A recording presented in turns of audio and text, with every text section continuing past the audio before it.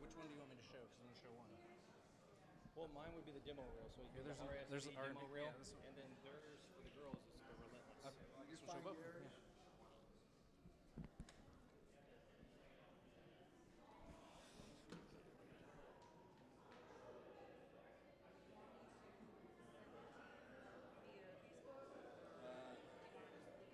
You send it to me to. Oh yeah, that'd be great.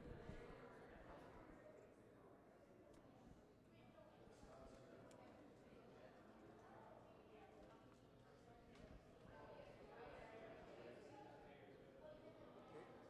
I'll tell you what. I was gonna let you do it, but you tell me where. Ballistic blade. I'm not going to. Oh shit. No. Kids don't like that. You look up Benjamin Reddick. Can't type with my left hand.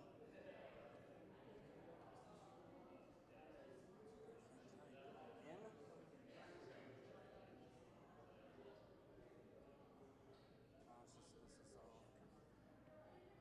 Which one? Reddick fight choreography.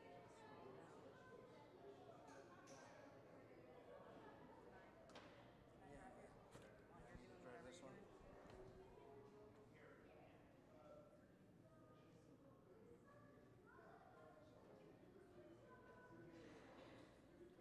Why is it coming up on my phone and not?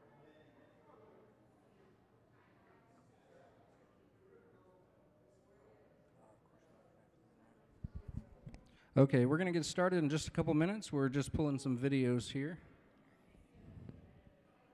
Yeah. I can't hear you. We're going to play Gary's and Bobby's reels last. Yeah. Is this it? Wait, isn't that the one that I was just looking at? But it now says it's 3 minutes. Yep. Also, I don't know because my reel is on YouTube. I don't know if you have access to it. Yeah, I'm trying to get things started here, and it's just hard.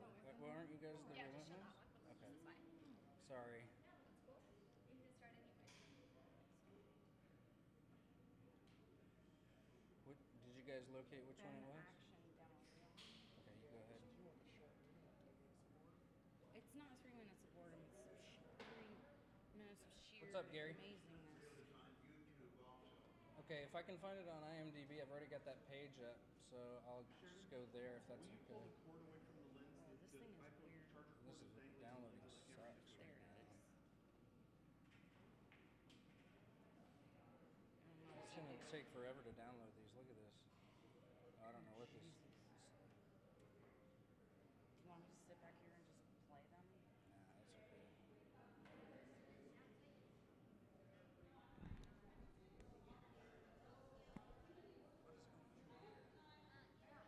It's still doing this in the frame. Look, come here. Look, we'll see. What do you want me to do, boss? See the iPhone charge cable dangling under the frame right there? That's not it. I don't know what that is, but that's not it. Yeah, I'm gonna have to. Well, I have to put them on this hard drive, then put that hard drive on there because it's not. They're not connected. I see what's happening. But I hit the download and it's not downloading. Oh yeah, something's downloading. Yeah. I didn't hit download on his.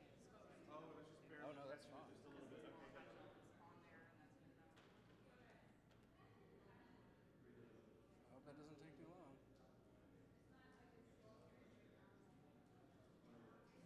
Everybody keeps coming. Can you play this tomorrow? Sorry. You should have given me this shit like months ago. I know, right? That's what you said, too fucking bad. That's just me though. Are we ready? I'm asking you.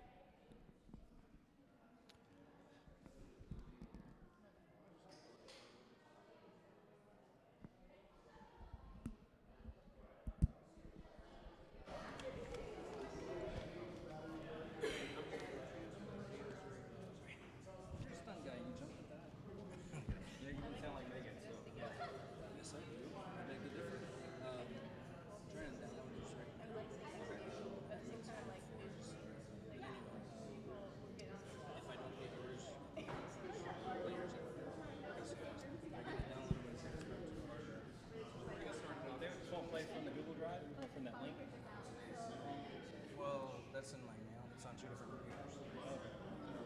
All right, gang, we're going to go ahead and get started with the Stunts and Film Workshop. Kicking this thing off. Woohoo! Is this thing on? Yeah, things on, yeah. Okay, so moderating the panel today, we have Benjamin Atlas Traps Reddick II with Ballistic Blade.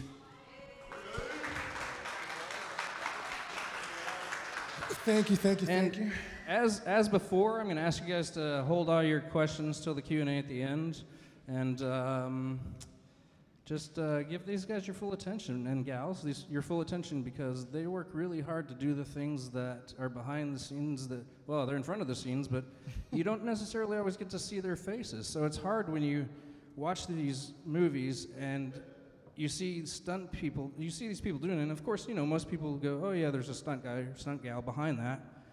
But a lot of people don't take the time to appreciate them for what they do. So that's why we're here today. So let's appreciate the hell out of these guys. And girls. I call you all guys, that's how I feel. So here we go. Awesome. So I, as you said, Benjamin Nathaniel Reddick II, the violence conductor. I've got a background in acting, stunts, cinematography, and I work with Ballistic Blade Entertainment. Now, we're here with our illustrious panel that has way more experience in stunts than I do. So I'm going to give them a chance to introduce themselves. They're going to watch some reels. You can see exactly how cool they actually are and why I want to be just like them when I grow up.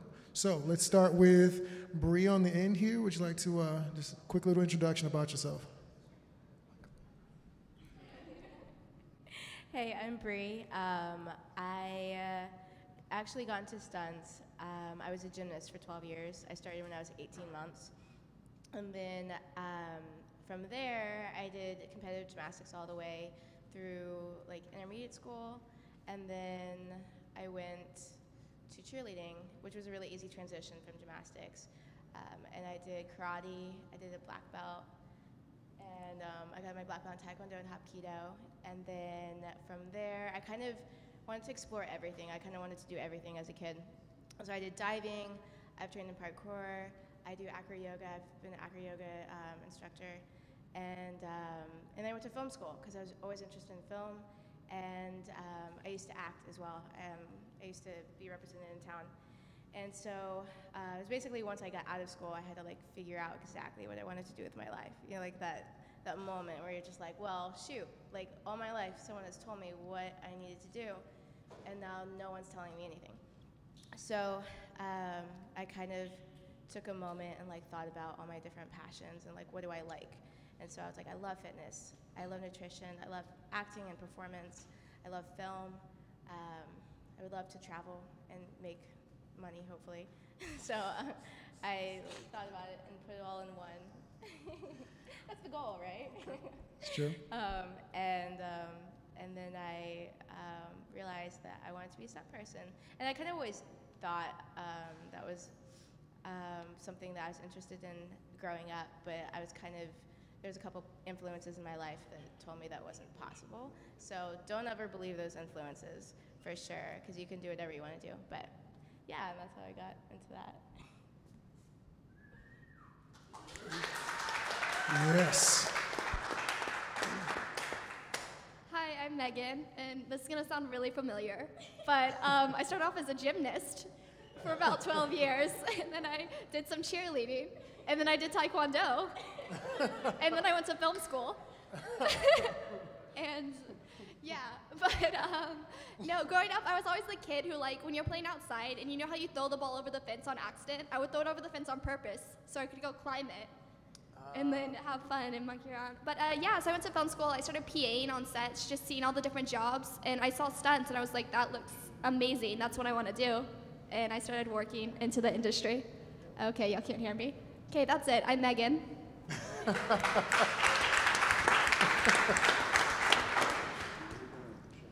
Hi, I'm Robert Stephen Brown. I'm actually here from Austin, Texas, so I'm not like from LA or Atlanta or anything else like that. And my story is going to sound very similar to, no, I'm just kidding. I got into stunts. I've been in martial arts pretty much my entire life. I started martial arts when I was 10 and just been a steady practitioner ever since. But it wasn't until my father was battling with cancer is when I really started getting a perspective on life, as in, am I doing what I want to do in life? If, you know, because right now I was sitting behind a desk doing something that I do not love or wasn't meant to do. Oh, can you hear me now? See, I thought I could hear myself. Thank you, Erica. So yeah, where was I? No. But yeah, just going through his whole death and everything else like that, and he working a 9-to-5 that he hated the entire time, and I just didn't want to go out that way. So I started exploring other avenues and got in touch with folks, and through social media and everything else, it just kind of took off. And so I kind of found my knack in life. It seems like I have an actual fit for this, and you know, I do it very naturally. So, but yeah, that's kind of how I got into stunts, and it's just been going from there. Iron Water. Hi, my name's Bobby Sargent. I started in the stunt industry in 1974, doubling Peter Fonda. My background is what allowed me to come in and do a lot of different kinds of work. My background was in gymnastics. I won 2 national trampoline championships, 1 world title. I won the Acapulco cliff diving, which used to be at the first of Wide World of Sports. If you remember, there was a guy going off in a bathing suit. That was me. In high diving, I also raced cars, boats, and motorcycles.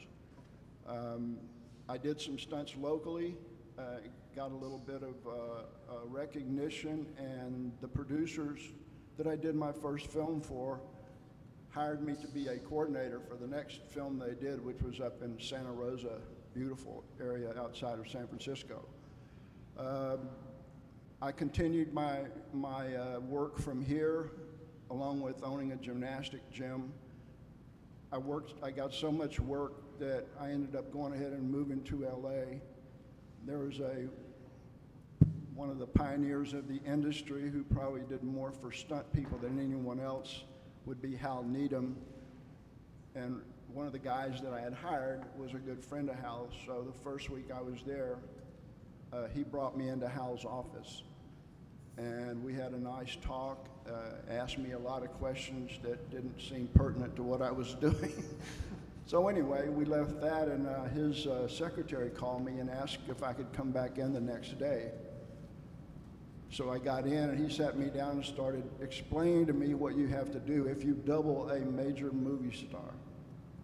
And I listened to 30 minutes of this, and I'm all ready to go anyway. So I said, well, I'd love to be able to do that sometime. And he had doubled Burt Reynolds for 22 years and lived with him. And he told me that he was going to give me the job of doubling Burt Reynolds. And I doubled Burt for the next 14 years, along with doing, when you're on location, you're out, you work a certain amount of time. At the same time, it's not like it is now in LA, because I would work in all of the series, and all of the stunt guys, I mean, we pass work out between us.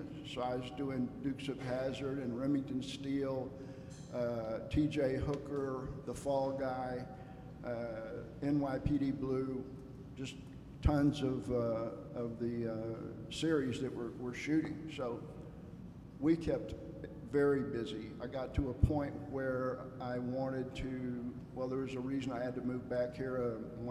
Both of my parents got ill at the same time. And I mean, they took care of me, so I stayed here and took care of them. And still worked all over the world at the same time. So I'm a natural coach. I coach gymnastics. So what I enjoy now is try to give back to the industry, try to teach local stunt people or any stunt people that really do have the desire, which you can't put into somebody. If they really do have the desire to go in there and learn things the right way and pay their dues, as it could be called, then I really enjoy helping those people, and have gotten several people. Right now there's about 5 that are working on the largest blockbuster shows in the industry. 3 guys and 2 girls are work all the time. Other than that, I just sat around and did nothing. Anyway, that's the end of my, that's what got me to where I am right now.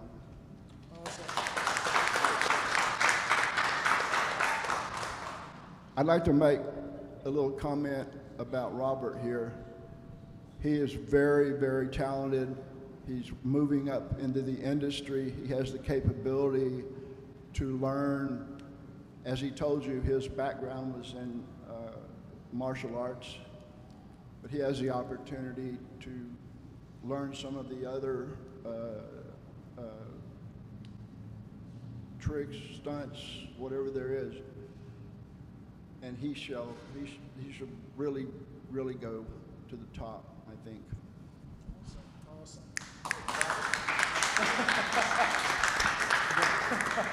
Now this one here is my hero. My name is Gary Kent. I've been a stuntman for 40 years, among other things.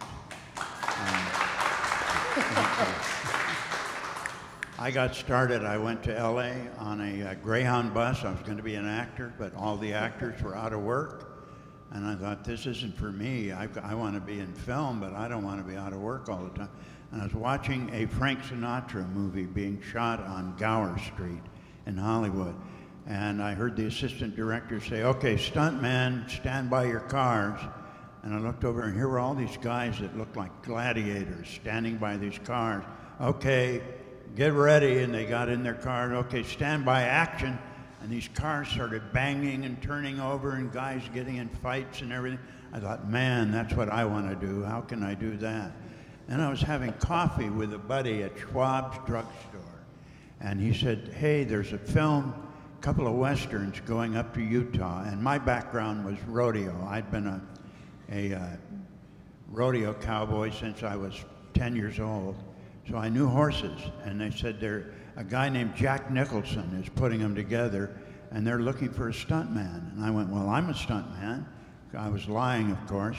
So they sent me over for the interview, and Jack had hair then, and my hair was black. So, you know, we kind of got along. And I went in his office, looked like an office supply room. I mean, it was just a small little place with reams of paper sitting around. I think he conned somebody out of the space so he'd have an office.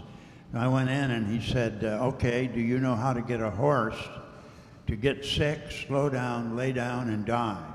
And I said, sure, that's no problem. But I thought, man, that horse is going to have to be one hell of an actor, because I have no idea how to do that. But I lied and he lied. We were just lying to each other, and I got the job. And we went up to Kanab, Utah. There were two Westerns, The Shooting and Ride the Whirlwind. I was doubling Jack and Cameron Mitchell. Most of you probably are too young to remember Cameron, but he was a great, great actor. And I was doubling them both at Kanab, Utah, and at the time, Daniel Boone came up. And Daniel Boone always had these great stuntmen, really experienced stuntmen. They needed another stunt guy, but they didn't want to send back to Hollywood. So they were telling Cameron about it, and Cameron said, I got a great stuntman. He doesn't dig up the ground, he doesn't wear pads or anything.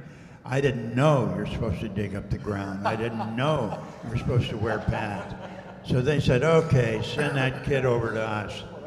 And I went over, and they really put me through it. After they made fun of me for a day or two, they hired me on Daniel Boone, and those guys, Roy Jensen, Charlie Horvath, those guys, you had Ted White. Yeah, Fess Parker. They played Daniel Boone. So they taught me the ropes, and that's how I got started. I doubled Jack on 5 more pictures. Man from U.N.C.L.E., a TV series, I doubled Robert Vaughn. Most of you are probably too young to remember that. So I've been around for a long time, loved it, loved the people, the guys and gals. What can I say? It's been a good life. That's for you guys. I got mine. Thank you. I have a mic though. So I believe we're going to be watching some reels. Yes, let's do that. We're going to watch some of this stuff where you can guys see exactly how amazing these guys are. I'm looking forward to this. in just a second. Everybody here's got a bad neck. Schoolgirls in Chains, that looks Shakespearean.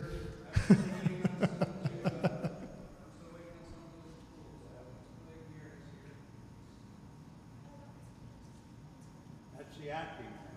You don't want that. Very good stunt reel. There you go. Gary, you're too talented, Gary, that's the problem. Too many skills. That's one of the earthquakes in California.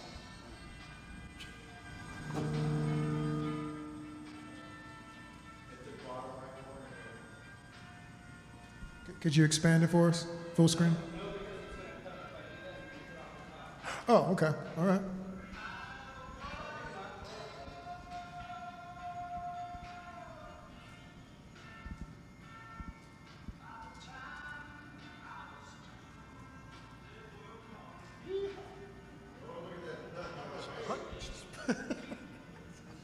That was me.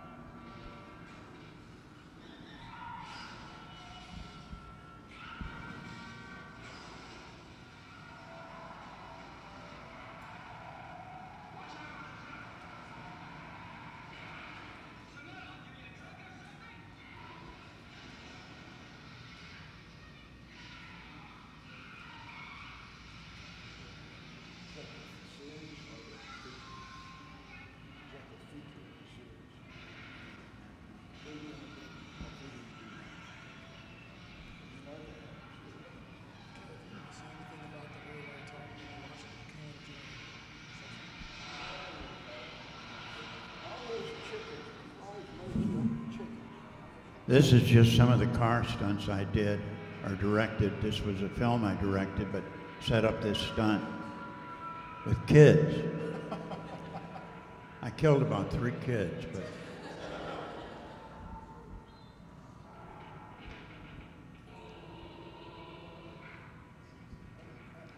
these are the westerns that we were doing up in Utah. That was my first horse fall. I didn't dig up the ground, which I greatly regretted. You get paid less to fall off a horse like that than to turn a car over. That's ridiculous.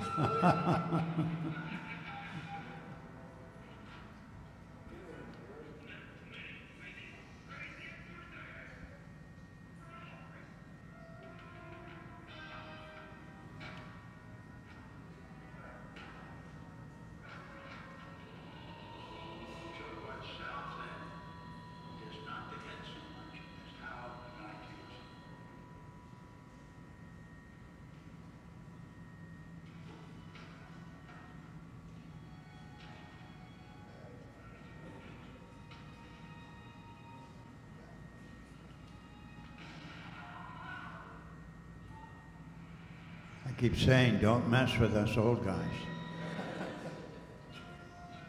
This is the first fight I ever directed, choreographed.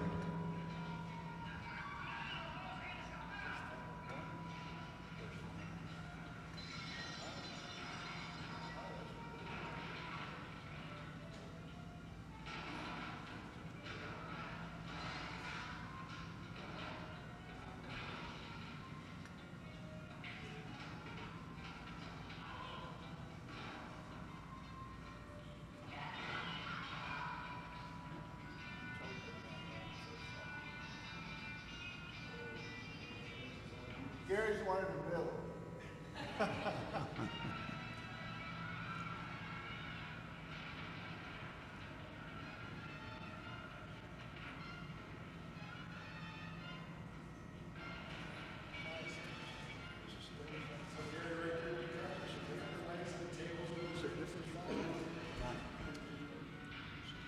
you a question about cutting the rest of the tables.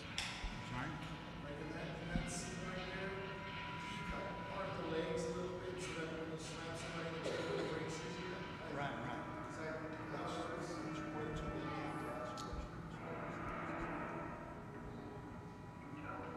The nice thing about stunts is you get paid the same as the actors, but you also get bumped on the stunts, so you're actually making a little more money than them. You work it out with the PM, the production manager, or the stunt coordinator, so you're getting double pay.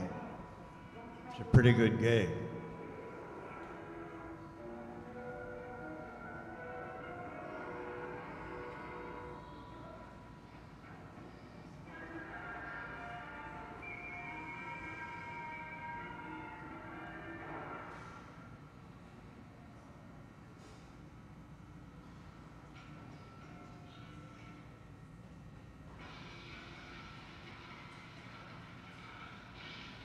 I love this job because I not only got to act in it, but I got to do the special effects.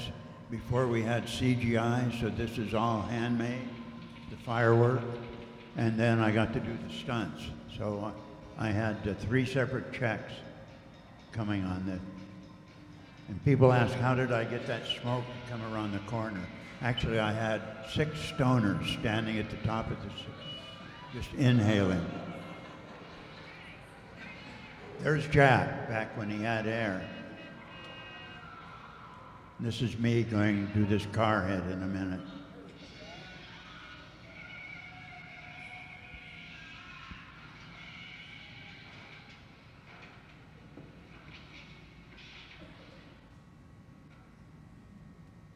And this won Best Special Stunt in a Motion Picture for a film I directed called Rainy Day Friends. The guy, I designed the stunt, and the guy doing the drag is Spiro Rosato, who went on to become a really well-known stuntman. He's doubling Isai Morales here. Spiro Rosato. That's Whitey Hughes. Very famous old stuntman driving the pickup.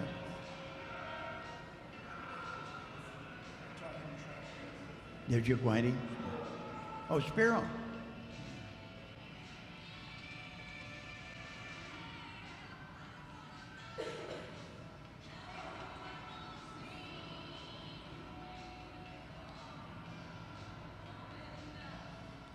It's kind of rough and tumble, but it's fun and you get good money.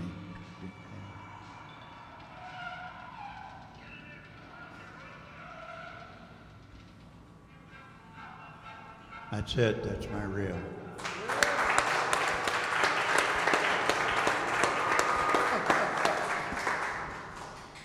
Now, if you notice, there was a lot of things happening there: horses, fights, cars, everything. That's what you strive for, to make sure you worked often. Closer. Closer? Is that better? Closer? Oh, a microphone. I'm sorry. Is that better? So why do I have to follow up that stunt reel? I don't think that that's fair. You should have gone last. Yeah, this, after you see what Gary did and the explanation about not knowing pads or digging up the dirt or whatever there is, there's been a lot of different things in the industry that have been created now that you might not see, to create some of the things that actually look like they're CGI. Also, I'd like to open it up to see if we have any. Oh, quick, we're going to finish. He's got a couple of the rules he's going to show. We'll get to that. We'll get to them. Yeah, we're going to show him a couple of them, then we'll get to that part. Yeah. It's one of our questions. Yeah, go ahead. That's not me.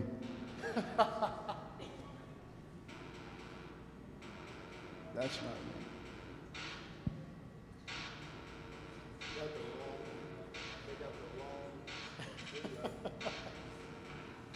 Are you sure that's not your robot? Yeah. Pretty sure that's not me.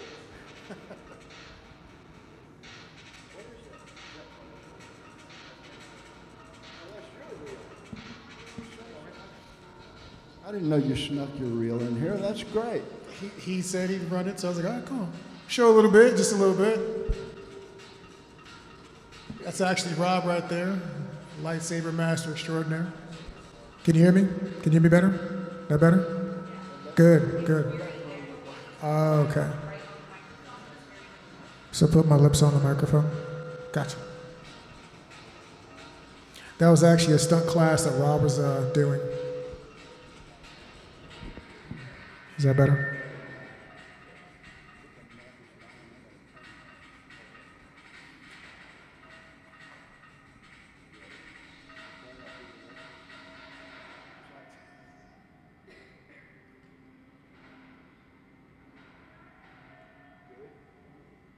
Just practicing wire work right there with Rob.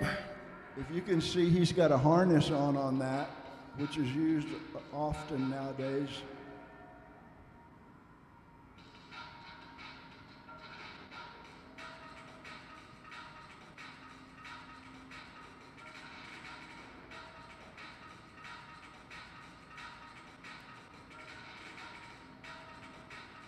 So as you can probably tell, I got into stunts primarily from fighting. A lot of martial arts, a lot of fighting. Because I was fighting and they didn't have budgets, I had to take the falls. So. A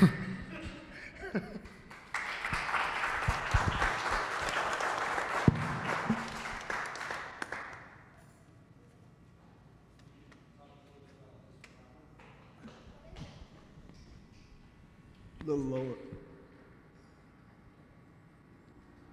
Oh, wow, Rob, that's a good reel. Look at this guy.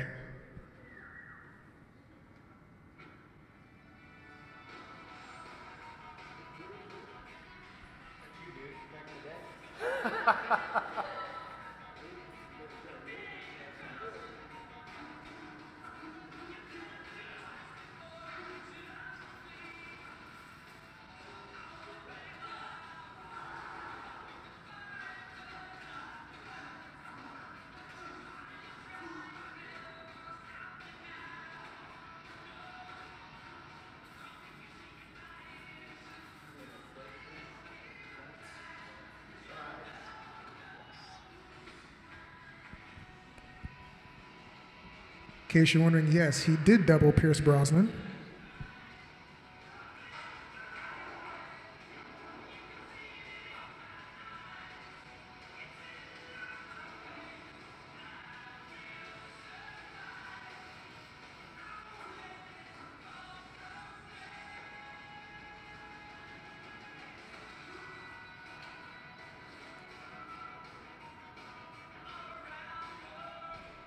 Couple of Rob's box rigs and high falls.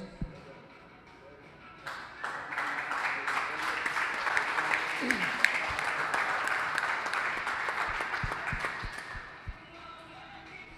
case you're curious, Rob is SAG because he's amazing. Awesome, awesome.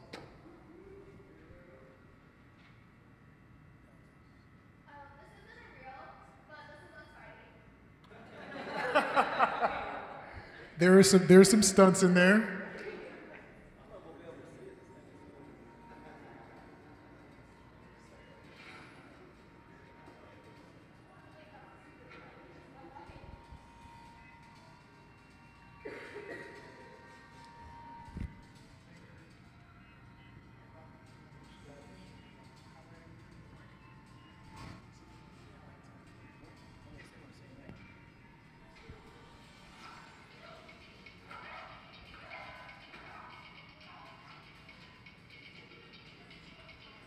Can y'all see it?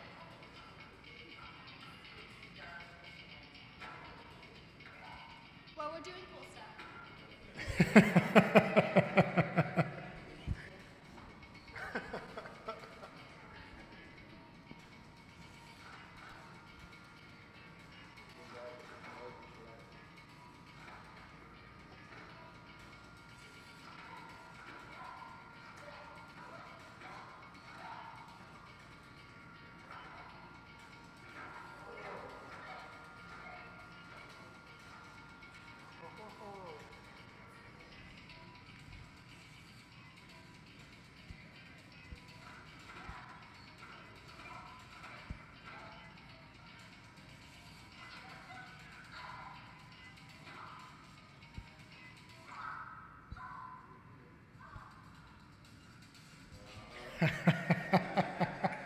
She's so tough.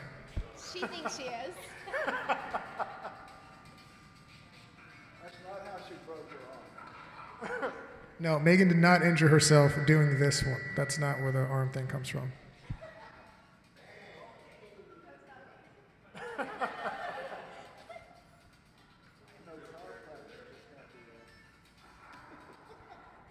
But yeah, for the fight, like when she did. But a lot of the times, like when Bree did her front flip, there was a mini tramp there to get that height. And then also when we did a lot of like the slams to the ground, there's a pad that you don't see, so you're not actually like slamming into concrete.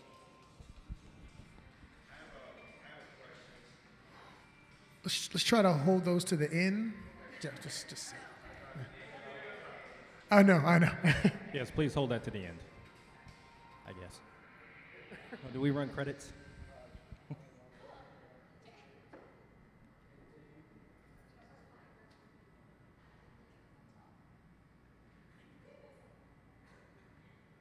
It's okay to talk.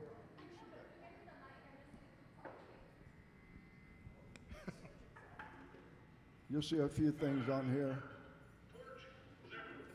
Torch Zimmerman.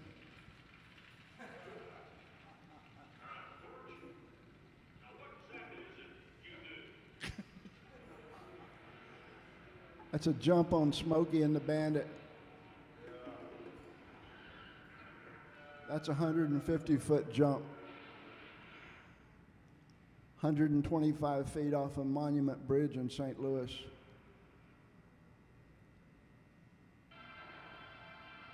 I directed this so it goes right here and it blasts so you can see the actor back out.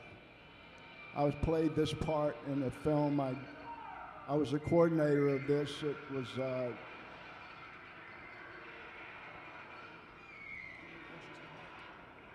It was a series with Lou Gossett Jr. called Gideon Oliver. Well, you can see who this is. This is from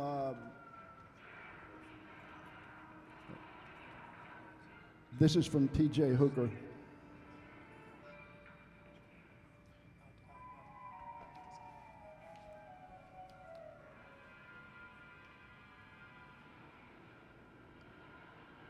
This was a film shot up in San Francisco. We blew that Jeep up. Parts fell out of the air forever. This is a couple of little boat wrecks. If you can see where we are, there's only about 4 feet on each side of the boat. About how fast are you guys going in that? Some 35 or 40. Then we come back. That's me getting out. And here we flip this boat.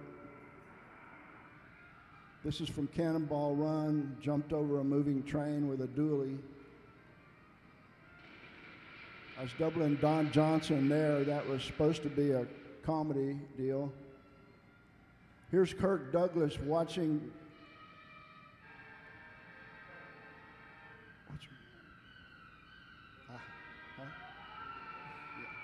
115 feet. He was up there watching Anne Margaret change clothes. This is like a live Roadrunner cartoon. I spun this car 13 times in 2.5 seconds.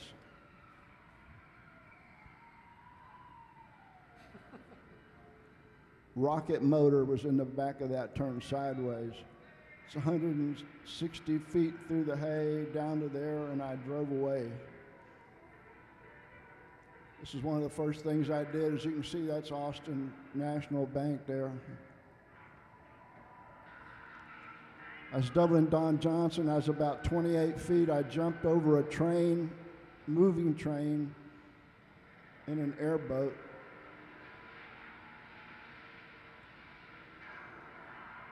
This is from The Naked Gun. I got hit by a car while I was chasing a foul ball. That's a comedy from the same director as, never mind. That's 60 miles an hour backward pipe roll. Sorry, I'm slow on this. Little band. I did come up eventually. I had 2 inches on each side of that other car and that telephone pole to tear the panels off the Porsche. This was some early wire work because I'd used the same as you do for gymnastics. This is from Naked Gun. This won one of the 100 funniest acts in the 20th century.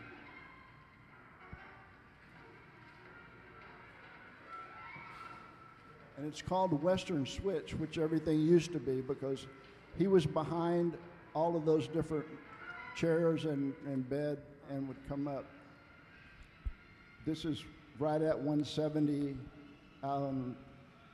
Rambo, First Blood. And this was right at 200 feet on T.J. Hooker.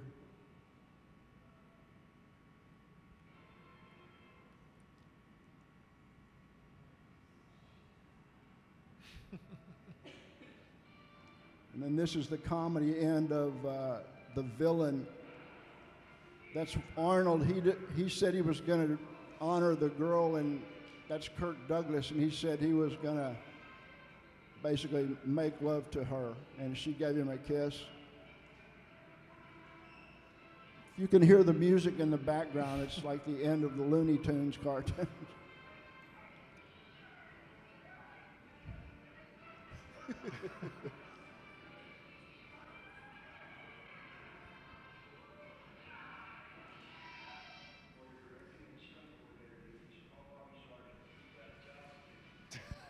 That's off a Canadian commercial.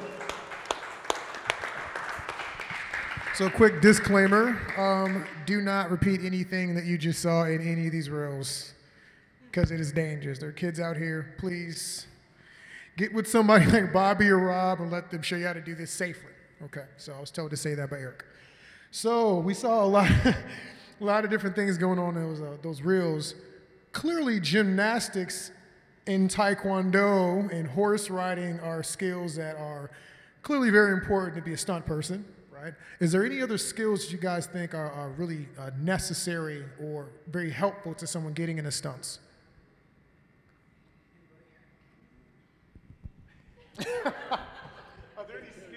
Are there any skills that you think people should have besides gymnastics, Taekwondo, and horse riding? Got it. Any skill that you have, you can perfect and find a way to use it in your stunts. Any of the basic, like just learning basic gymnastics is good. Basic trampoline, learn to go off different heights into water usually, because not many people have an airbag. Now that those falls on there, I fell into an airbag, which is, have you seen the little things that kids get into and bounce around in? Basically, that's an airbag. All you do is just land on top of it. I mean, it's made a lot more durable than that, but it just caves in to that second level where people are usually standing on, and breaks your fall pretty well. Otherwise, it's pretty well the end of your career. Okay. Anybody else have anything, any skills they think are useful to someone trying to get into stunts, and besides the big three? Skill-wise would be more along the lines of try to train pretty much everything.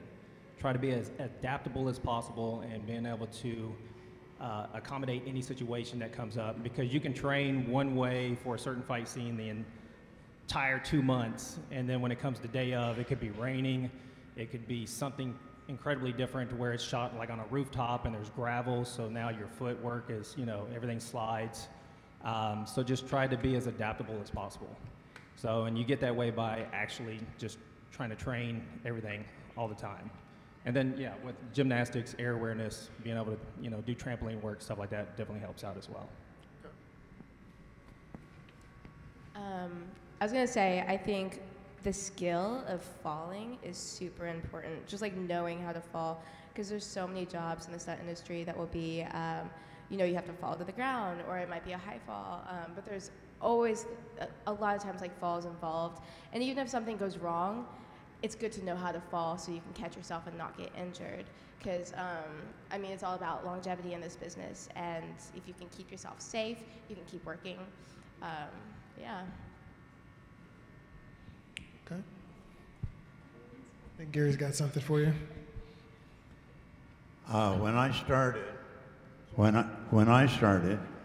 a lot of horse work. There were a lot of westerns being done. In fact, the original stuntmen were mostly, and women were mostly cowboys and cowgirls that got hired. They were extras, and then they got bumped up if they could handle horses.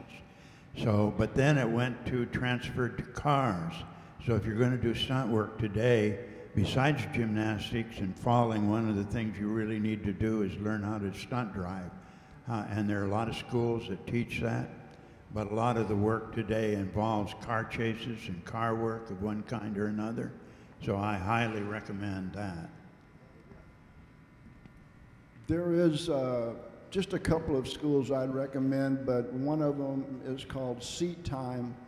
And one of the people that I helped get into the industry from Atlanta, Georgia, when I was on Smokey and the Bandit, he has the school, and it's called Seat Time. And there's not a lot of, you don't just sit there and look at stuff on a blackboard. He actually has you out doing the stunts, teaching you the proper way to slide a car, spin a car, reverse 180 to a 360, pipe ramp rolls, exploding turnovers, cannon rolls.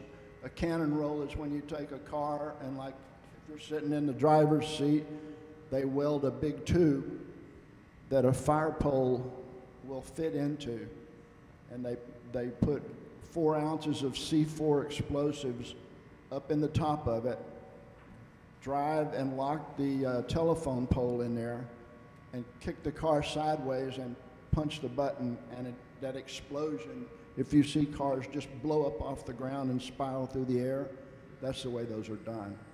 I've done 2, and they're a pretty fun time. But I mean, there's a lot of times you see car crashes, and they really look dramatic. But what's dramatic is coming to is an impact that stops you. I've had scripts before that says the guy loses control, runs off the road, and hits a tree. And I asked the director, I say, what about if the guy ran off the road and there was a guy changing a flat and he dove out of the way, the car, instead of hitting the tree, the car hits the back of the other car, tears it in 2, and both the cars explode and roll down the main car rolls down the street. He looked at me and said, there is no way we can afford that. I said, I'll do that instead of hit the tree. You can rig things to hit a tree if you absolutely have to. Generally, you drive from the back seat, and you have all your controls for mainly just the gas pedal, and drive it all the way until you're about to hit, and let it go and duck down in the back and take the impact. That actually leads me to one of my next questions, which is, as far as the stunts, falling, cars, horses, etc. For you guys, what has been the most crucial piece of gear for protection that you have? For me, it's often, I do a lot of falls, a lot of martial arts, slamming into walls, flipping over tables. So it's things like the gator back is what I need all the time. So do you guys have like a piece of gear you use more often than not, or that you just could not get through the day without? Bree, do you have an answer? I see you smile over there. I mean, it's not a specific piece of gear, but I know for females, we find ourselves like in dresses a lot. So I love like the super thin stuff, like the stomach pads and little back pads are your best friend in the world. Like when they like fall down these stairs and you're like in this high heels and dress. And so, yeah, anything that's like super lightweight works really great for females. And I mean, you can start off like Academy, buy like elbow pads or knee pads. That's what I started with. Yeah, the personal protective equipment that I can't live without is knee pads. I love knee pads. No matter what you're doing, you end up on your knees. Even if you're rigging or anything else, you're on your knees a lot, or always bending down, picking up stuff. So, yeah, knee pads. Gotcha. The basics, as he said, are knee pads, elbow pads, and forearm pads. That's my basic stunt bag. Has that, and it has hip like a professional quarterback, which if you'll notice, their hip pads are a lot smoother. You pull hip pads on, but some of the other sports right now are coming out with a lot of different kinds of pads and stuff that are usable. I in my whole stunt closet, I have almost every kind of pad, helmet that you can imagine. So also when you're on a show and you're doubling a main actor or actress, the wardrobe, you meet with the wardrobe person and you let them know what you could do, what you would like for them to do, and they're supposed to build either pockets or design something like you had partial spandex on or something like that. Because with spandex, you can take any kind of pad and slide it down into any part of that, and it's going to stay in place. Gotcha. So that, and I've used my imagination and came up with all kinds of different things that would help you out. Yeah, definitely been on a lot of sets where we did not have what was necessary and people had to be creative.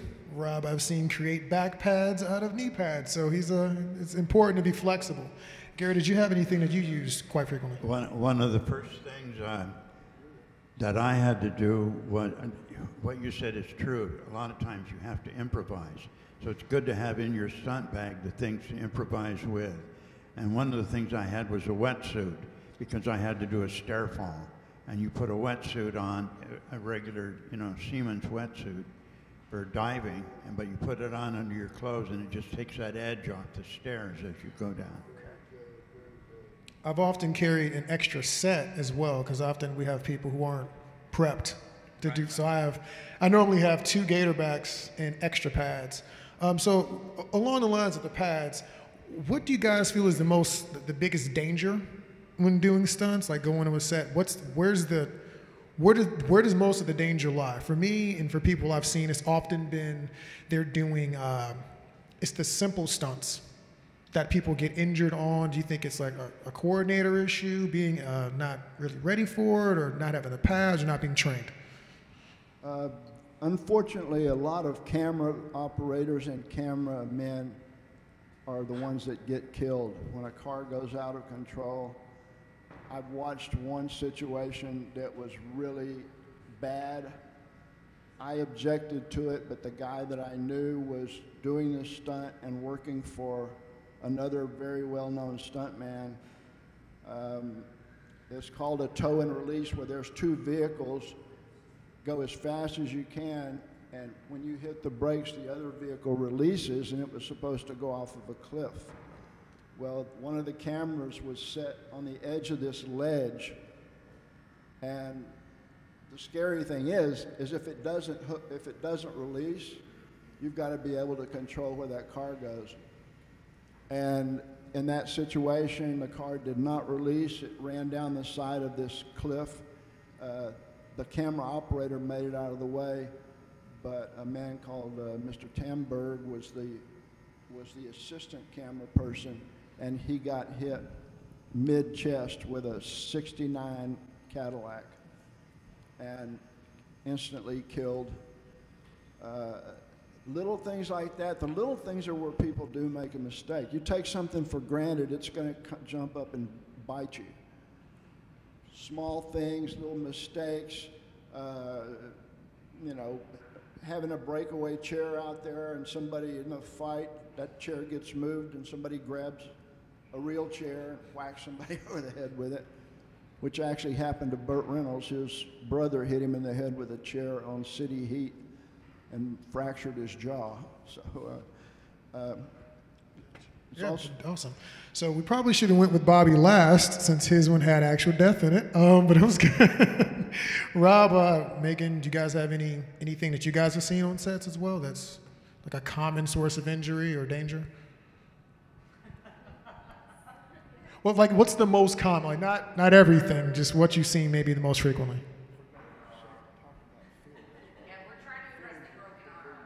No, we're.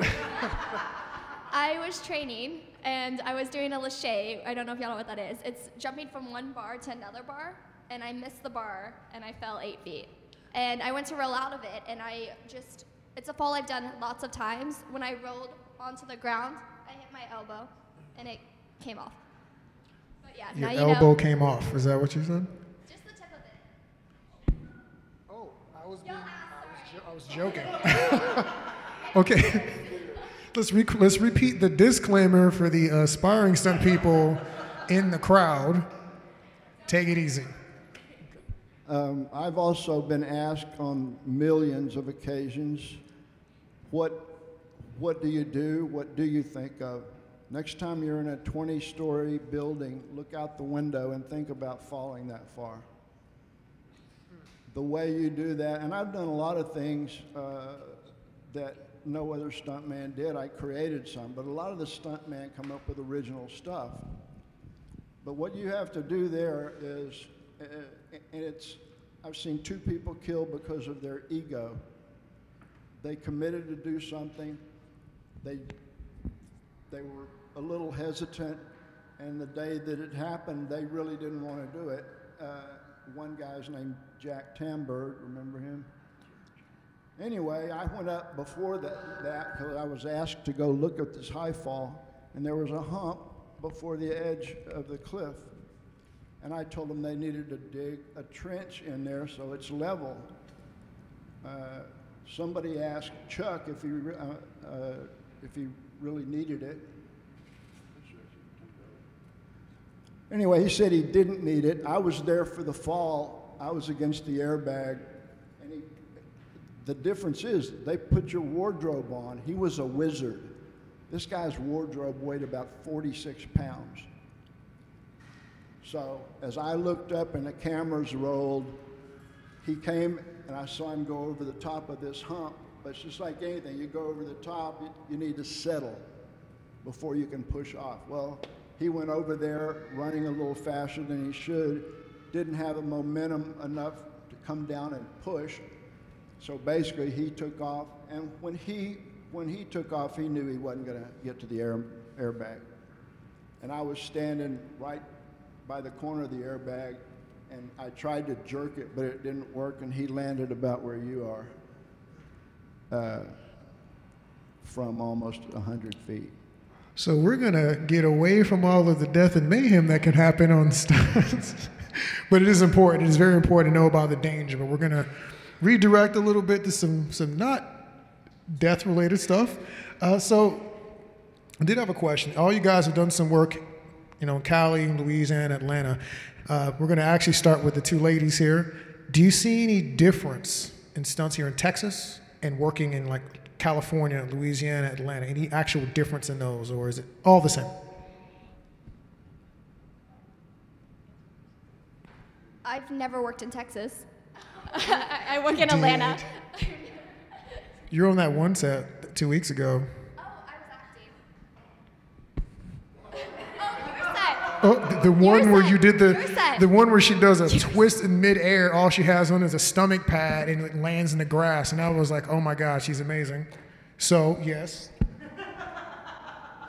I worked for Ben. I worked once in Texas. No, we did. Ben directed a film. It was that we worked on, and I got to be a zombie, which was really fun. And I took a back fall, and then I did a twist flip. Yeah, it's pretty awesome. Yeah, I didn't break my arm there either. It was very safe. But I mean, I don't know what the difference is. There's not a lot of work in Texas. I mean, yeah, as long as, if it's like professional, like I've done a few SAG gigs in Texas, but I don't usually work outside of Texas, so that's why I was kind of like avoiding this question. So, I mean, because I can't really like compare too much. But if it's a SAG gig or they're usually all professional, I would, yeah. Pretty much the same across the board. Let's let the guys with Rob? 40 years of experience answer the question. Well, I know Rob is out there as well. Rob, Do you guys see any difference between working in Texas, stunts and stuff here, in the industry elsewhere? This industry, if you're working at the top echelon, if you're doing big studio films, $100 million films, or even anyone that has made a lot of films and it's not their first and they're trying to get their film off the ground, generally everyone works like a team, like an ant bed. Everybody knows what everybody else is doing. Everybody knows if they can help somebody else out. The timing, how long is it going to take to put the prosthetic makeup on? When I was doing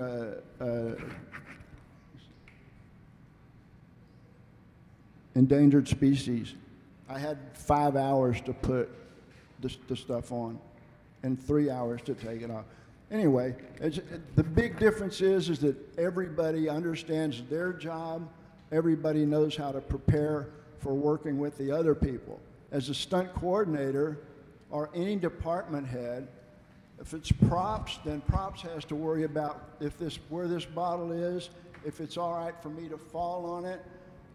They place things, and the set designer will come in, and then they just fill in the blanks from there. But the whole system is very coordinated. You walk on there, you understand the same dialogue as the director, as the other stunt people you're dealing with, your special effects people especially. They say they're going to put a squib on you. A squib is what you get put on. You see people get shot, boom. They tell you, I'm going to put a squib on you. What size squib is best? I go, well, just put a 1 and pack it real hard. Nobody, okay, fine. You don't have to explain it. So that's what I'm saying. Just time after time after time after time, everybody works. They do their same thing. And the one other thing I was going to say about the fear factor is when you're doing something that's really difficult and especially life-threatening, you have to evaluate if you're capable of it. You have to go through it in your mind. And as I'm sure even any fight routines and anything else work the same way. But you have to believe in yourself. And if you're arrogant, if you think you're something that you're not, chances are that's your last day. Because if you've got an ego that you can't back out of and you take off and miss, or you're going to do a car hit, you're going to do an explosion and you don't know exactly what to do, it could be the end of you. And that happens sometime, but there's basically 80 stunt people in the motion picture industry that do most of the work. Okay. The top work. Awesome. So you're saying across the upper echelon, no matter where you are, it's still pretty consistent, right? It should be just totally consistent. Awesome. Okay. So we've done a lot of talking. Now we're going to open it up to questions. I know this gentleman has a couple. So let's start with him. Questions from the crowd so we can answer some of that for you guys. Let's go ahead and get a mic out there. We'll pass this one. Pointing at me. You were pointing at me? Yes. Yes, sir. Yes, sir. Okay, Gabe. So as a filmmaker and coming into wanting to expand my projects to having stunts and doing some more different, things of that capacity. Obviously, as the script is written and it says, the guy's going to fall out of the car, he's going to blah, blah, blah, et cetera, et cetera. I get all of that. But like when we're communicating with each other, as a stunt coordinator or stunt guy and I'm the director or producer, do you offer coordination for it to happen or do we do it together? Because I might know how to coordinate a fight, but you've been coordinating fights for many, many years. So you know what I'm saying? I might know what I want, but I don't necessarily know how to get there. Do you guys kind of, in your experience coordinating, is this what you do, is create the coordination of it as well? Does that make sense? Or am I just blabbing too much? No, that definitely makes sense. The answer is yes. So we can definitely work with you to find out what it is that you want to convey or get across in a safe manner to where nobody gets injured or anything else. So, and we can, sit down and we can work it out on how that can all, come about. There's ways, one to shoot it in a way to where everything looks realistic, but then there's also one to actually do the stunt, straight out. And, we can go through those steps and stuff on how to make sure that's done properly, correctly, nobody gets hurt, injured, all that kind of thing. Also, they did turn this up. Oh, that's what. Anyway, when a coordinator gets a script, I read through the script. I look at and mark what is called scripted stunts, and then I go back and I look at that, and I have to figure out. Especially, I direct second unit also, so I'm directing the action that's being done. I have to go in there, find out how long that's going to take to shoot it with all of the inserts, all of everything, and then I put my ideas and give them to the director and let him go through it. And like you say, if there's something in a fight you may have seen, you go, this fight here, it sounds real good, but there's a move that I really like that I'd like to implement into it. Well, I'd go, sure, what is it? And you tell me what it is, I'll make it happen. Either that or give you something that alternative that you may like a lot better. Kind of like my explanation about hitting the tree or hitting it and rolling the car. And that's after the script breakdown, or even before, if you sit down and you go, look, I've done this and this and this, and I really like this is kind of emotion I want in it. I don't want a fast throw around knockdown. I want something that pushes. I want something with emotion. I want something where somebody could pause enough to speak, to put your lines in, because that has everything to do with the way you coordinate anything. If you've seen people get into a position and then they go, well, you're not hurting me, well, try this, So, but it's up to the director to kind of communicate with you on the mood and what you would like. And in general, I like to progress from the start of the show, make things a little bigger as it goes, and then end, if it's a stunt film, end with an enormous scene. I had 106 stunt people working for me on Smokey and the Bandit 2. We had 4 different units going on. I don't know if you saw that, but there's a big car thing out in the desert it took us about 2 weeks to shoot all that. So any little thing but Hal Needham, the legend of the stunt industry, was directing that. So, he knew what he wanted, and then myself and the 2 other second unit directors could, we could put our own touch on it also. But we always, after the breakdown in my production meeting, I bring all these things up. If we were in here and I knew I was going to have to pick one of those things up and slam you in the head with it, and you tell me that's what you want, and I tell you, sure, you can have that. Well, you've got a prop guy over there or an effects guy that will ask you, is there a certain way you want that built? How high do you want it? So when you go in there, and that's what real stunts and real stunt people understand. If I'm the one that's supposed to get whacked over the head, not the coordinator, me as the coordinator would ask the person in, take a look at that. If they had 2 or 3 of them, go ahead and whack him with one of them just to see how it feels. So that kind of communication. Also, you've seen people get in a fight and get knocked in the water.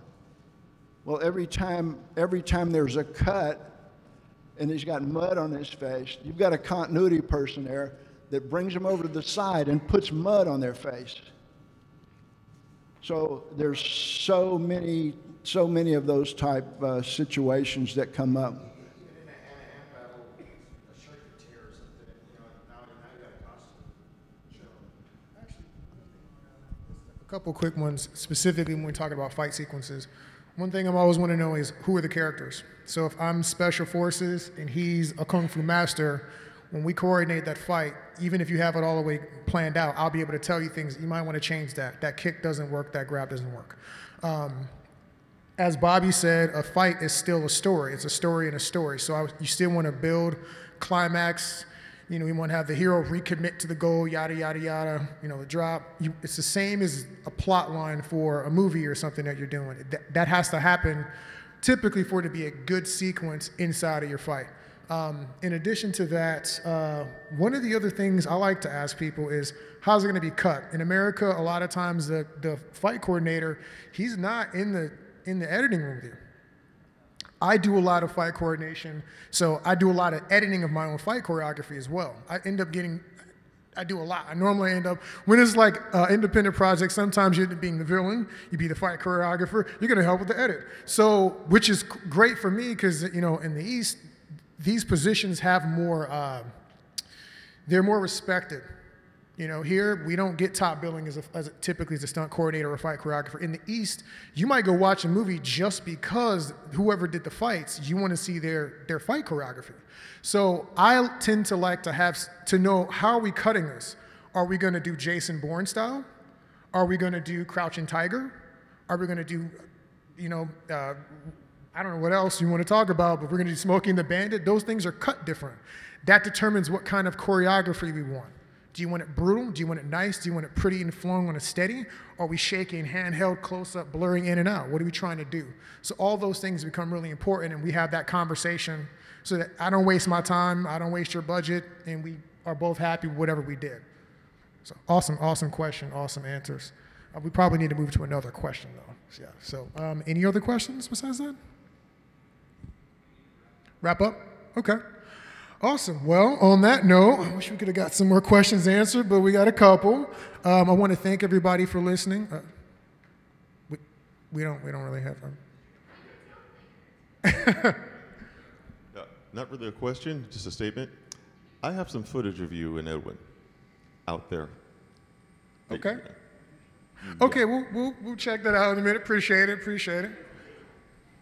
Actually, though, I would like to keep you all sequestered since I have you here, because we're just going to go ahead and start on the next panel. So just a minute, let me thank all these guys and ladies for being here.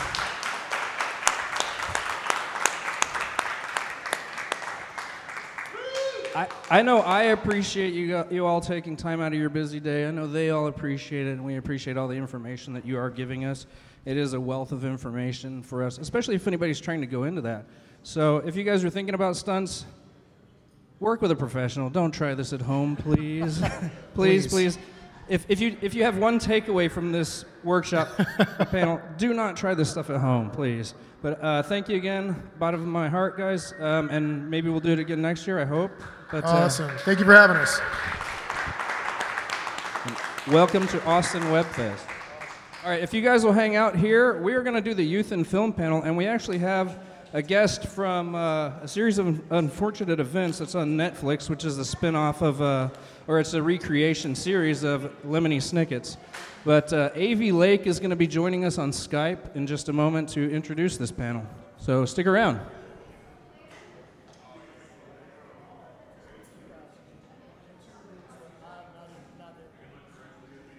I got to take some car driving classes.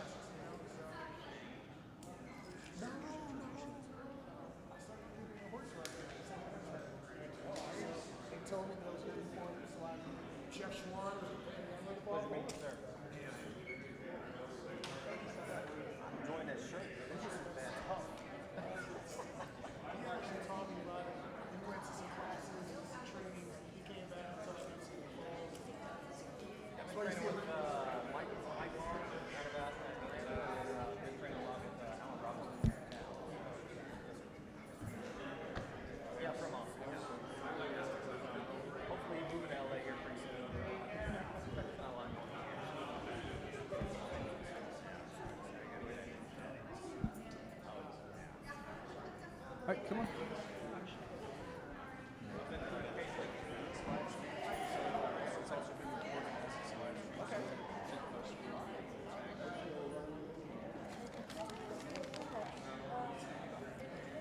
It's going to be on Austin WebFest.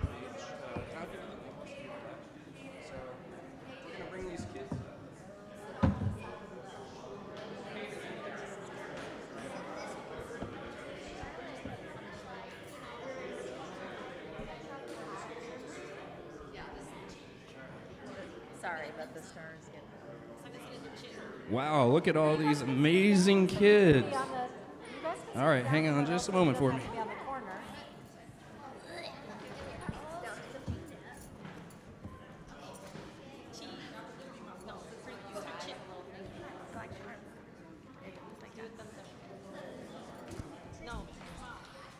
Is this working? It's working. Okay. Wait, go. One. Can you hear me? I can't hear you at all.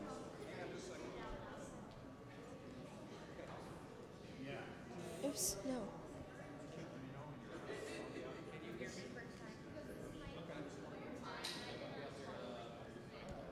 It's my first time.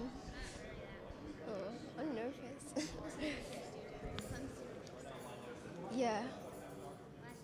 Okay, I don't want to spill this. Move that.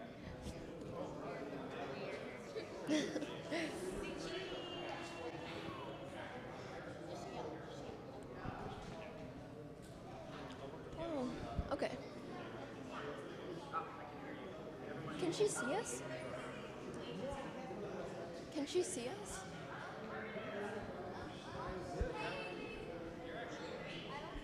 I think she can see. I don't think she can see. I don't know if she can see. Actually, I'm just going to move off the screen. So,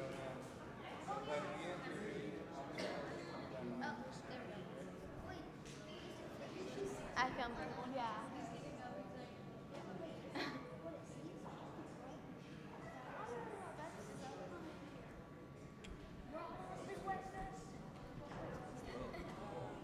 all right, gang, we are going to kick this panel off with. We're actually going to introduce Avi Lake here. Avi was on the Youth and Film panel last year, and if you look her up on IMDb, she's got quite the resume, as do most of these kids here.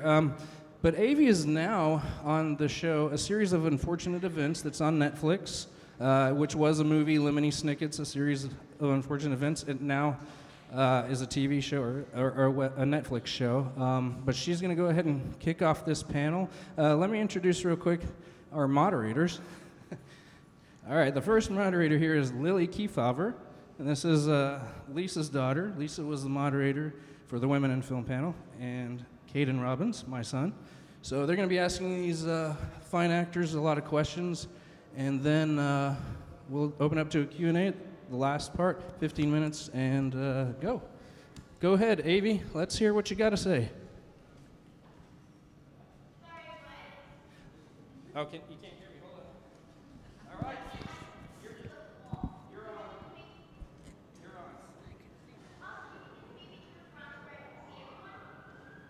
No, because the laptop is behind the screen.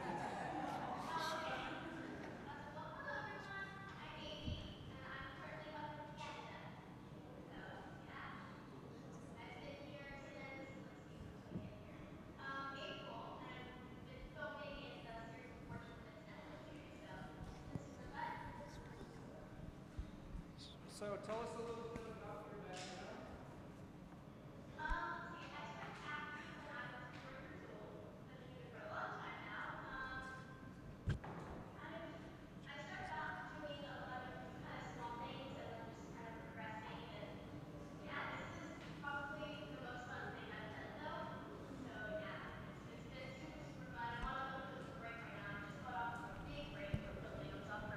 About a month, so I got to come go back to Texas and visit a bunch of my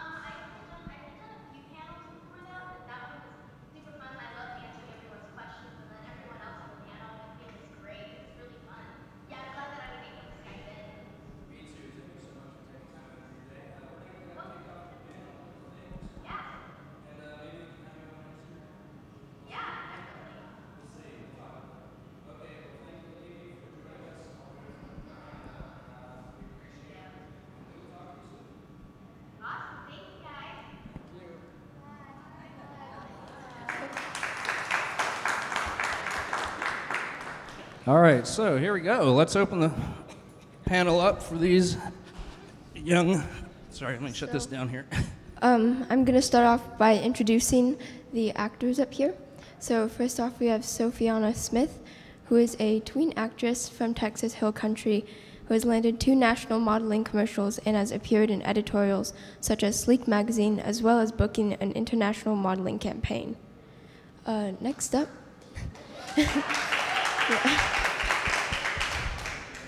we have Lauren Montemayor, okay, who has appeared in various films such as Killer Women and Mahogany Sunrise, as well as appearing in music videos. She has also appeared in The Sun and National Geographic's The Long Road Home.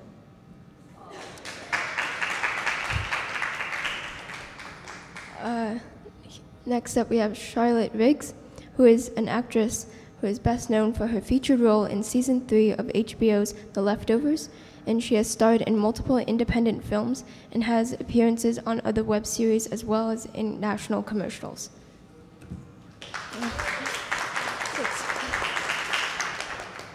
And finally, last but not least, Tristan Riggs, who has been acting since age 7 and has appeared on Season 1 of The Sun and in National Geographic's The Long Road Home, as well as starring on YouTube channels and appearing in national commercials. Cool. So, to any of you who want to answer, what inspired you guys to start acting, and who inspires you as an actor?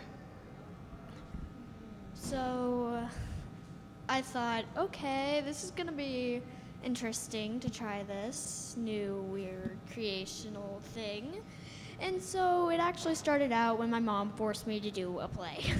Okay. She was like, get on that stage, you are doing this play. I was like, I don't know if I really want to. It actually ended up, I loved doing the play, and so I started doing plays more often, and after that I decided, can I do more of this? And so I started to try and get into commercials and then TV shows and then other things I could just like get into. And yeah. Who wants to go? Oh, it's you? Okay. So like my sister said, she did her first play and she ended up liking it. I watched that play and I was like, I want to do this. So. And she said, I like that. And I was like, yes, I like that too. And then I wanted to do a play, and then pretty much the same thing. I kind of woke up and my mom was like, you're going to acting school. And I was like, whoa! And then I guess after that, I kind of slowly slithered into like short films, and then I went to commercials, and that's how kind of it started. So yeah. Well, I started off singing, and I auditioned and auditioned and auditioned. I went to more auditions, and that kind of got me off onto a short film career and a play career. And like Charlotte said and Lauren said, it just went off from there, and now I'm acting, singing, songwriting. I play the piano, and that's kind of it. Awesome. So who inspires you as an actor and why?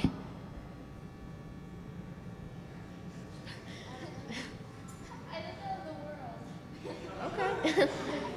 That's fine. Have you ever seen any films that you've been inspired by and you know would want to like be in? You know, like would you? Sorry. Are you interested in like comedy or action movies or short films?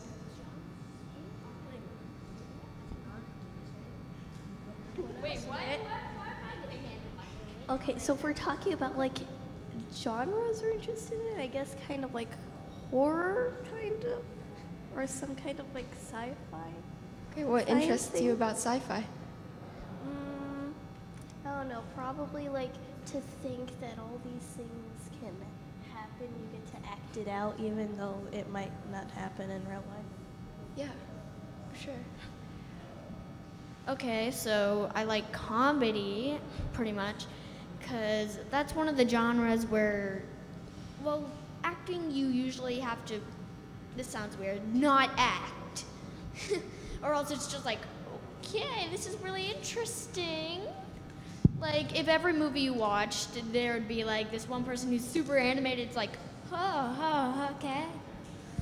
So, comedy, it's like that one genre that you can really go crazy with. Well, not insane, but, you know, close enough. You? I like horror because my first horror thing was a trailer. I can't say much about it, but I really liked that trailer.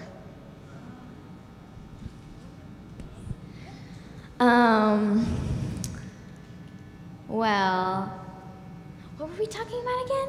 Like, what movie genres you're interested in? Let's see. Comedy, action, adventure, a lot of other genres. But my favorite has to be comedy, like Charlotte said. It's funny, it's crazy. A lot of cool things happen, and comedy's just comedy. Yeah. Comedy makes you laugh. So how do you guys find the confidence to try out for new roles? You don't. You go in there, you're never really like, I got this. No. You're always like, oh, I'm terrified, half to death. But you can't go in there and be like, my name is, I forgot my name. You can't do that. Yeah, you really never, yeah, he does that all the time. Yeah, so you never really do find the confidence, you just gotta do it. I mean, if you don't do it, then you're gonna regret it, and then you'll be like, oh, I should have done that, why did I not do that? And so you just gotta find a way to do it.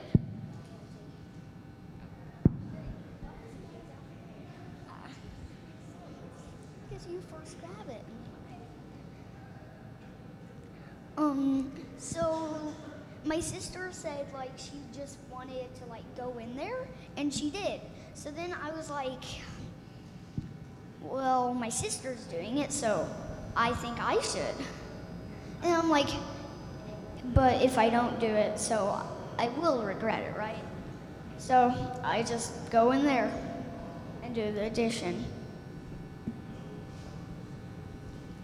She's right, because like sometimes you don't really have the confidence, but my mom's just like, go in there and do it, okay? Well, courage inspires me. I get a little scared, a little bit, but then I think, well, okay, I can do this, I believe. And you just walk in, you got the confidence, you got the swagger. Only if you believe in yourself, you can do great things. You can achieve more.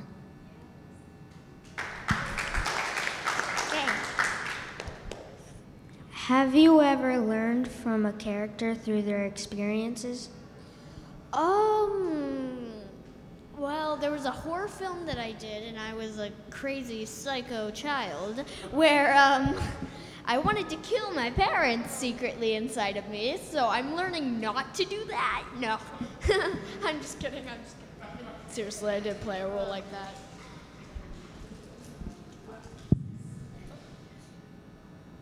Actually, I have no idea.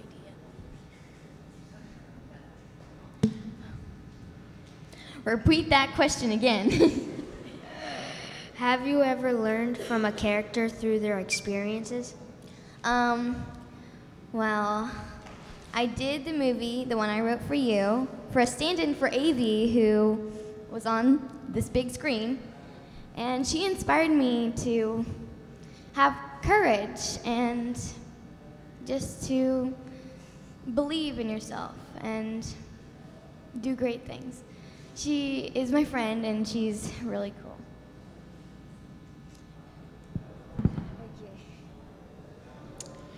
When you look at the stories behind, being told about kids in film, do you feel like your experience is being accurately portrayed?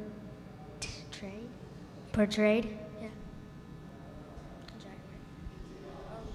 Basically, like when you see films with kids in them, do you feel like their experiences, do you feel like you can relate with them, or do you think it's more like dramatized through movies? Do you mean the kid itself playing the role, or the role that the kid is playing? The role that the kid has. Ah. Well, it depends what it is. Sometimes you can relate, and sometimes if it's a crazy kid, like the role that they're playing is like the crazy kid or something, you're probably not going to relate that much to it, but maybe you see what's behind, maybe in their head, like, oh, maybe they're doing that because of this, or cause and effect, you know? But all depends on the role. Like Charlotte said, you have to really think what they're acting.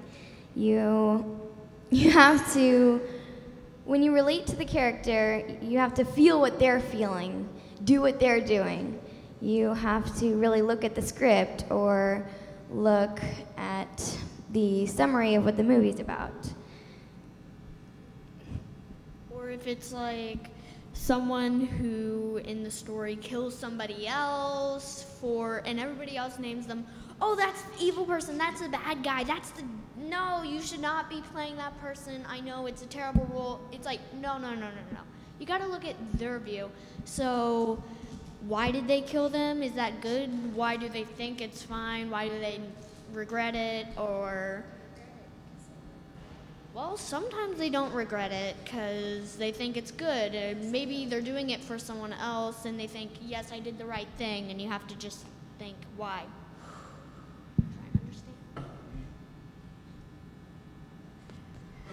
Okay, what are you guys working on now? Like films, movies? What? Recently, I did a Walmart commercial and a Safelite commercial, Safelite Autoglass, and my Safelite commercial is actually airing right now. I play a principal role, a daughter with a few of the kids. I play street hockey, and it was a really fun experience. I met new people, and yeah. The most recent one I played is I played a Iraqi child from The Long Road Home, and the coolest part was they were shooting guns, but the bullets were flying, so I had to hide behind a blanket. And I was basically trying to I would stand by a wall and I would wave and I would try and get to the army people's attention, and then he would come up and then I would move and my dad would try to kill them. I recently worked on a Pauly Shore movie. It was called My Life, and I was Little Pauly. He was funny. He was like, okay, so you only respond to Little Pauly. Don't respond to Tristan or anything. Just respond to Little Pauly.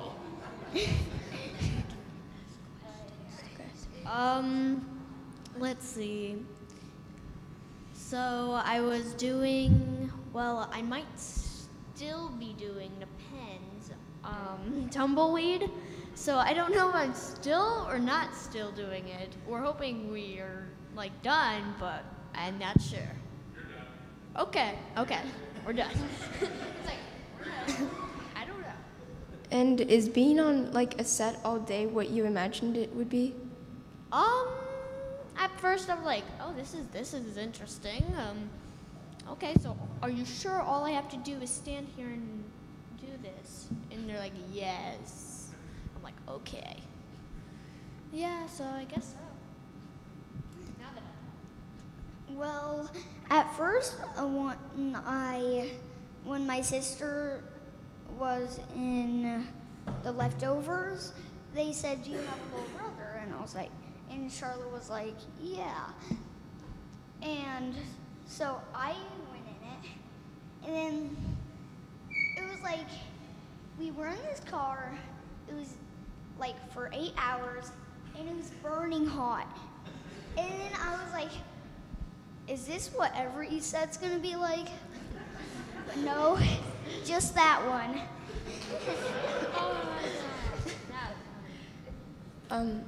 So what advice would you give to aspiring child actors in terms of balancing their career with other interests? I mean, there's nothing they should really be like afraid of, like kind of like,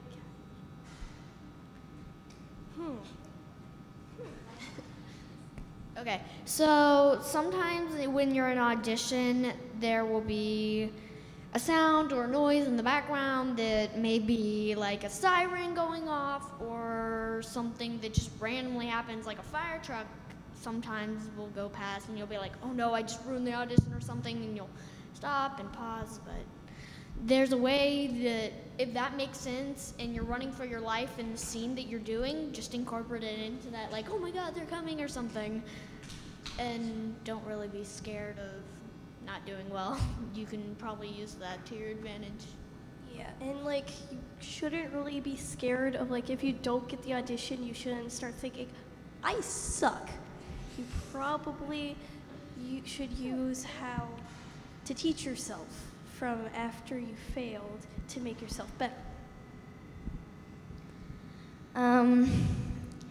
Even kids who just started out acting, they shouldn't be afraid. They should think about things before they go to the audition.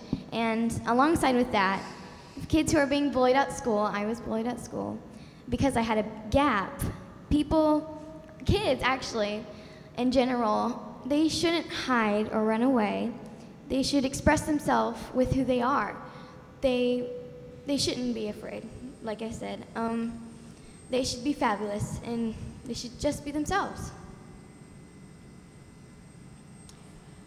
Would you consider doing behind the camera work such as writing or directing? Heck yeah. Just being a director or producer would be such an honor, and writing a story for a movie or a play, that'd just be so much fun. It would be a great experience. I mean, as a director, I'm pretty sure you would feel powerful because you basically like are controlling everyone. Controlling everyone. Okay, I'm gonna run now. No, don't control me yet. Okay. Behind the scenes work. Yes. I would totally love doing that. It seems really fun because sometimes you're the person who's there and you'd be like, if nobody knows what to really do or something doesn't make sense, if you kind of got the idea, you can sometimes jump in and say, okay, I think this is what we're supposed to do, but of course always check. Don't just be like, here's what we did, and then hand it over. It's like, that's totally different than what I thought this was going to be. Yes, that would probably be fun because it's just like telling a story. You get to pretty much make up anything. It could be anything. If you could co-star with any actor, who would it be and why? Millie Bobby Brown, because she's amazing. Yes. Oh my God. I auditioned for Stranger Things with... Yes, I got 2 callbacks, and it was amazing. Oh my gosh. It was such a fun experience. I met such new people. And I traveled to LA. It was amazing. It was just amazing. I'm just gonna make a note, if that were to happen to me, I would probably fangirl myself to death.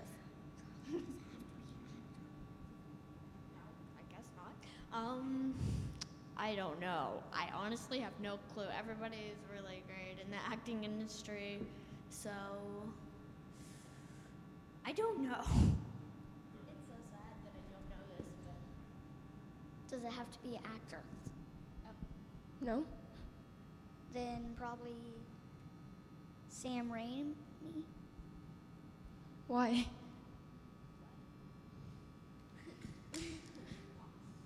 Because I like all the movies he does. He does like Spider-Man 3, Spider-Man Awesome. 1, 2. So how do you balance schoolwork and a social life with your career? Well, this is my first year homeschooling because at school, it was kind of hard because I had to not go to school and I'd go back and forth and back and forth. So I just decided it would be easier and I would have enough time doing homeschool with, just balancing homeschool and acting. And it was a really great experience. I go to Pflugerville Middle School, and whenever I have to go to, let's say, an audition or I have to film, I have to be taken out early. And I think you have like 19 days, where you can miss school and you'll be kind of safe. But if you miss more than those 19 days, then you get in trouble or in school suspension or something like that. So we usually try and do auditions, get auditions that are on Saturdays, if that makes sense, or on the weekend, or after school. Almost the exact same thing, except I don't think there's a penalty for missing too many days, except for maybe, since there's not detention exactly, it's more of go to the principal and talk, and give lots of reasons, so we just try and, like you said, after school, weekends. If it is during school hours, it's either I'm... Of course, it's fun to leave school. Yeah, school, no. If it's in the time of school, then we, if it's something that's, not that important, then sometimes we just don't do it. But if it's something that's important, then we just skip school. It's yeah. It's I wish everything was important. Don't we all? Yeah, don't we all? That is true. What other creative outlets are you interested in besides acting, and is that something you would want to do professionally? I would really, really, really want to do art professionally because it's just so fun to draw. And then maybe I really want to because I'm taking Kickstart in my school, and I got my purple belt towards the end of 6th grade. And so I hope by the time I'm in high school, I might be able to get a black belt. So,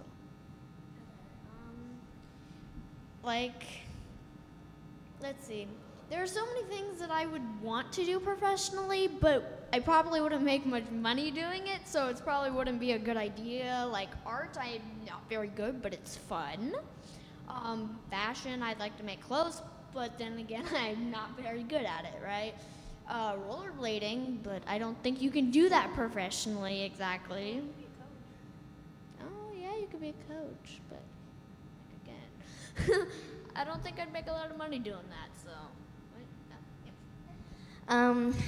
I am a singer and a songwriter and a pianist. I would like to continue that, and I am working on my new song called Grown, and I play the piano with it. I've probably written about 4 songs now, so I would like to continue that professionally. I want to be a professional actor because then I'll probably be in more movies than I am right now. I'll get to be in movies. Okay. Have any of you done any stunt work, and is that something you are interested in? I am interested in doing it because it sounds fun to fall on the floor. I randomly think of slamming my head into the wall, but okay. Let's try it out. Yes, I did. I'm interested because my first stunt work was in a Sam Raimi film, movie, but I can't say much about it, so. No, I've not done it, and I think it'd be fun to try it. Same with me. I would like to try it. I would like to try to do skateboarding stunts. I have been skateboarding for a few months, and I just like to try stunts. And I would do scootering because, like, you could do tail whips and grinds and other stuff. It sounds so cool, and that's basically stunt work. Okay, so that's all the questions that I have prepared. So we can get into the Q&A if anyone in the audience wants to ask a question or not. Anyone? Anybody want any questions?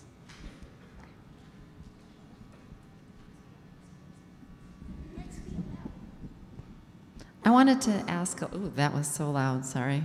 I could hear myself too loud. I wanted to go back to a question Lily asked earlier a little bit about, I liked what you guys said about you just have to go into an audition and just kind of have confidence, but confidence is something that even as a 40-something-year-old, I think is hard to find for us. So is there any special tips or tricks that your moms and dads and friends have taught you in terms of a saying you say to yourself or something, a little ritual that you do before you go in for an audition? I wouldn't recommend this because I don't think it really works, but I've heard this works for some people. Imagine everybody in underwear. It's an old standby for sure. I splash my face with cold water. Just pray and imagine everybody in your underwear.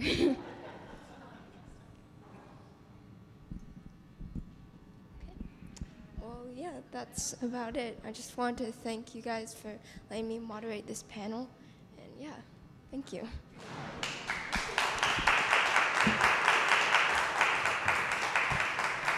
I like chicken.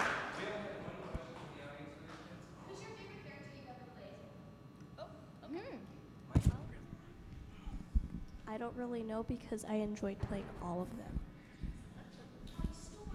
I know. Look, you know, one thing that I'm going to say as an actor that's been really difficult for me because I tend to have mush mouth. Actually, if any of you saw the panel with the women in film, Mona Lee was my first acting coach, and what she did for me to help me open my mouth and enunciate, she told me, and this is a trick that I used and it worked, and obviously now I can enunciate and open my mouth, but if you ever have a problem speaking or you're getting nervous or you feel like the words aren't going to come out, try this at home. Don't do it in front of anybody. Put a cork or something between your teeth and then start trying to move your talk through the cork. Like just, you know, the round it in. And what it does is it forces you to keep your mouth open and let the words come out. And I did this and it worked. I was terrible at it. But, you know, if you guys ever run into anything like that, just a tip because, look, I'm projecting. I know it was a little quiet here. I was trying to work with the mics. But I want to thank you all so much. But please answer this last question here and tell me the question again. What was the question? Who's the favorite character you ever played? I did,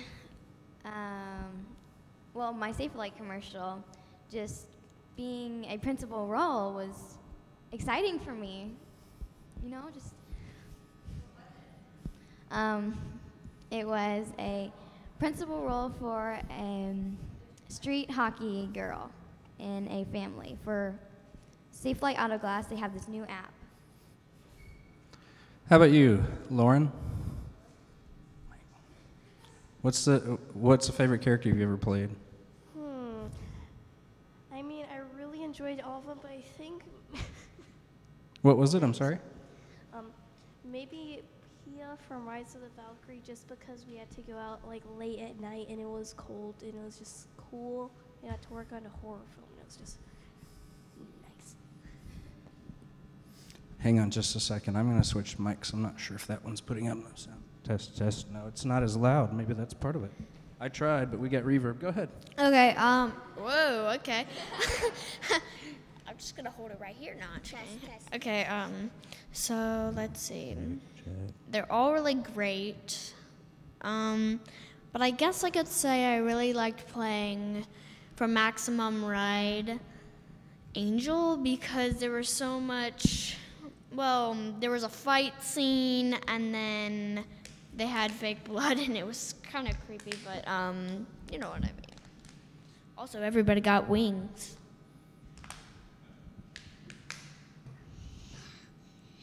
What was your favorite character that you played? I liked playing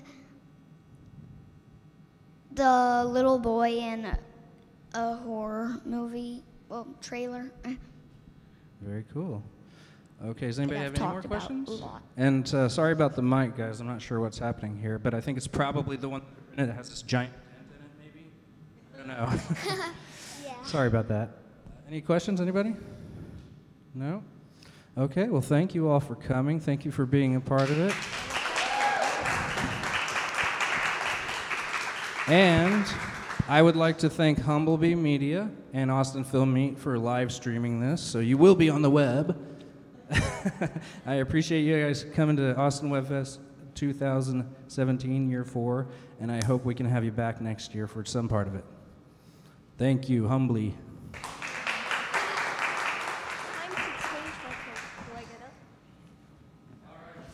All right, so the next thing that's going to happen is the award ceremony, and that's going to happen at 7:30 right here.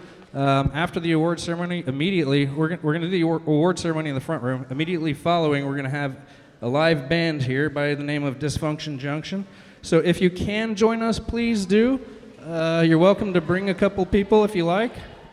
Get on the, well, we don't have the red carpet, but get in front of the step and repeat and take some pictures, tag us, do whatever you want to do as far as tagging, post it everywhere. We love the attention.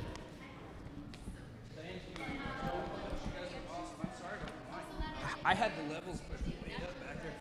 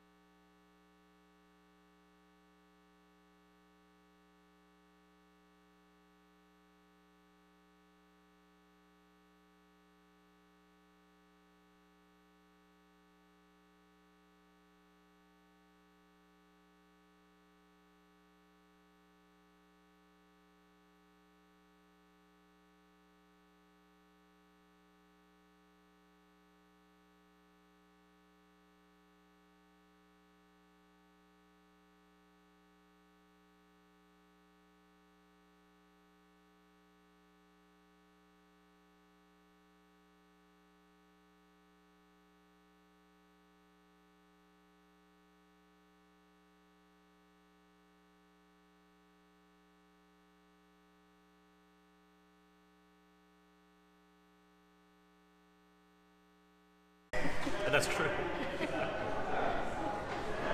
And they're like, you need to hold your watch up higher. Oh, yeah. Oh, we're probably Speaking of the watch, Hi, I'm Lorelai at Austin WebFest, and I'm here with Deepu Bhattacharya, co-creator of The Pantsless Detective. Wonderful. And you've been to the WebFest before. Tell us, why do you keep coming back? Well, for one thing, it's nice to attend a festival without having any bit of jet lag at all. You know, to be able to just like go home for a couple hours. And, it's kind of nice to be able to do that. That's awesome. And tell us about your web series. You're saying it's local. Yes, we're local, so we like to call it a comedy noir series. So it's like a airplane, Naked Gun style humor with film noir. Co-creator Tom Chamberlain and I, we started this, I don't know, 5 or 6 years ago, and we've been on the web series festival circuit for a couple years now. So yeah, we've been here from the start, just watching Austin WebFest and everything else make their way through this crazy web series world we got now. That's awesome. So as someone who's been doing this for a few years, what would you recommend to somebody who's new? You should definitely apply and attend as many festivals as you can. I know funds and time make that difficult, but it's nice to get your face out there and to have people see you and see your show over and over. And that really helps you get a sense of community as well, because what's unique about the web series community is people are very supportive and encouraging, and the sense of competition is very friendly so far anyway, so it's really nice to get involved in the community. That's great. So do you have any web series on the horizon, or are there any out there that you would say that you really, your friends are producing that you think, wow, people really need to watch this, it's going to be awesome? Well, High Life, which is in the Austin WebFest this year, that's an amazing series. They just won last night, I think, in Melbourne, a couple of big awards. Luke Eve, the director of that, he's an amazing guy. There's so many good shows out there. People I know, like You Got a Cowboy. There's too many to name. That's awesome. Yeah, That's great. There's Emma's World, Mem. I feel like you're accepting an award right now because there are just so many wonderful web series out there. I'm sorry for everyone. I'm forgetting, leaving out right now because there's so many great shows out there. Well, wonderful. Thank you so much for your time. Thank you. Great. Nice to see you. Thank you. You too.